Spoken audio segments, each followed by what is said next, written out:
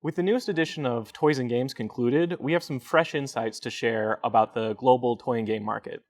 Overall, 2014 was a really strong year for toy and game sales, in large part due to licensing and new products that entered the market.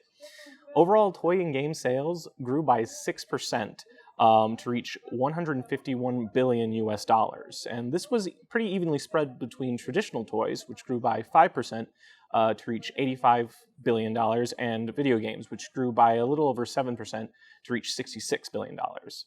On the toy side, a lot of the growth came from construction toys yet again, which grew by 13% in the year. And this was in large part due to Lego, and that was greatly benefited by the success of the Lego movie earlier in the year. Apart from that, other major movies like Frozen and Transformers really helped sales as these became very popular in the year. On the video game side of things, the new consoles that were introduced by Microsoft and Sony have radically changed things for the global market. Static video game console sales grew by 33%, and the PlayStation 4 currently has a fairly comfortable lead with a 38% value share of static console sales. This is followed by the Xbox One, which has 27%.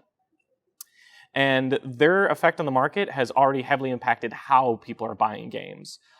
Physical games continue to decline as video game softwares decline by 5% as consumers migrate towards digital gaming, which the new consoles are well equipped for. Overall, PC and console downloads grew by 21% in the year. One of the biggest overall trends in toys and games is the growing influence of technology. Today, children grow up surrounded by technology and are spending ever more time accessing digital media. In 2015, we expect sales of smartphones alone to top 1.3 billion units globally. So product lines that really emphasize the crossover between physical and virtual gameplay have performed very well. We've seen 2014 growth very strong for products like Disney Infinities and Skylanders, as well as for licensed products, especially in developed markets like the US, where the sales of licensed products accounted for 27% of total toys and game sales in 2014.